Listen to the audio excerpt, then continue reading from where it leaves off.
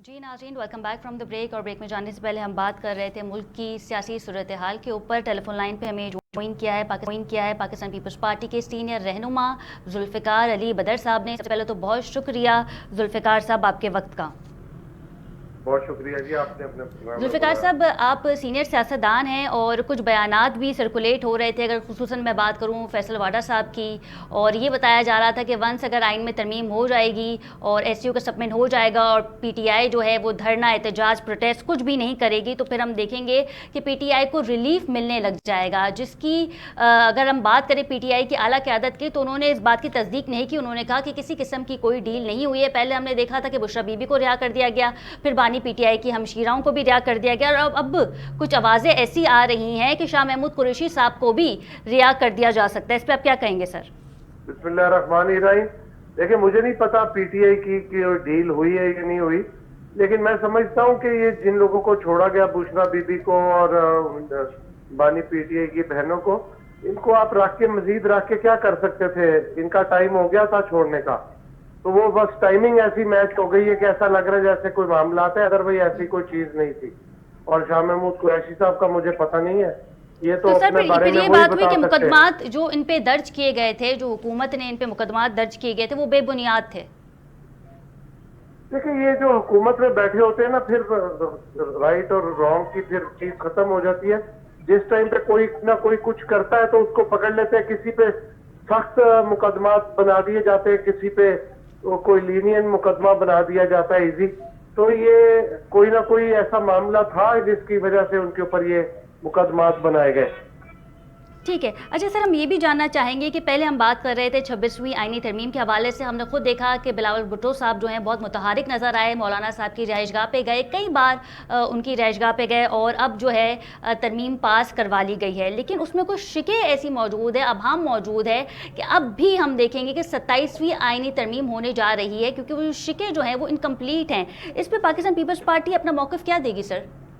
देखिए, Pakistan peoples party की leadership ने ये जो सारी चीजें हुई हैं, इसके अंदर देखेंगे कि क्या मामला कोई बीच में भाम या कुछ सुकम रह गया है, तो उसके ऊपर लीगल टीम देखेगी, तो उसके ऊपर फिर लाएअमल और हिकमत अमली बनाई जाएगी। मैं नहीं समझता अभी तक कोई इस किस्म की चीज मंजर आम पे आई है और कोई चीज के ऊपर जो है ऐसी कोई लाएअमल बनाया जा रहा है। अच्छा, मौलाना साहब का ये भी कहना है कि अगर 27वीं तरमीम लाई जा सकेगी, और अगर हमसे ये कहा जाएगा कि आप 27वीं तरमीम लेकर आएँ और आप हमारा साथ दें, तो हम किसी भी सूरत हुकूमत का या पाकिस्तान पीपल्स पार्टी का, शायद उनका कहना यही होगा जो हम समझ सके, हम साथ नहीं देंगे। देखिए, ये तो फिर डिपेंड करता है किस किस्म की आईनी तरमीम है।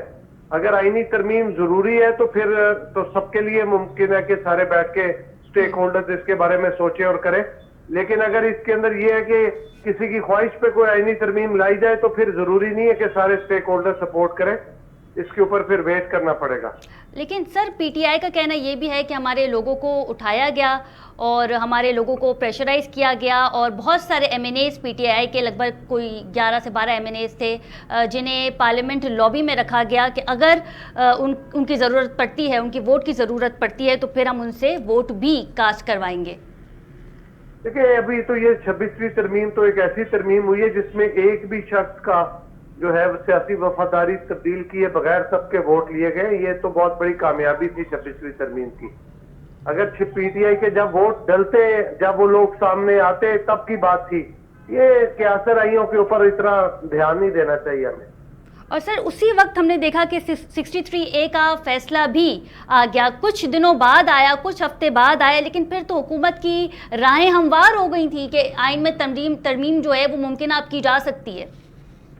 बिल्कुल राह हमवार थी, लेकिन फिर भी उसके बावजूद भी एक भी किसी शख्स की सियासी वफादारी को तब्दील किए बगैर ये आईनी तरमीम की गई, जो कि हुकूमत की और बिलावल भुट्टो जरदारी साहब की, खास तौर पे बिलावल भुट्टो जरदारी साहब की बहुत बड़ी कामयाबी थी। सर, इस तरमीम के बारे में अगर हम बात करें तो पहले तो ये कहा जाता था इस तरमीम के हवाले से कि मिलिट्री कोर्ट्स के हवाले से भी बात की गई है कुछ जगहों पे, जिसको मौलाना साहब ने कहा कि बहुत सारी शिकें ऐसी थी जो हमने ख़त्म करवाई, और हमने बिलावल भुट्टो साहब को ये भी कहा कि आप मुल्क में जमहूरियत कायम करने दें या जमहूरियत का नाम रहने दें, क्योंकि अगर ये शिकें इम्प्लीमेंट हो जाएंगी तो फिर जमहूरियत कहीं नज़र नहीं आएगी। फिर वो शिकें हटा दी गई। देखिए, बिलावल साहब ने उनकी बात के ऊपर यकीन किया और किसी भी ऐसी शिक के ऊपर हामी नहीं भरी। अगर कोई ऐसी चीज हुई होती तो सामने आ जाती।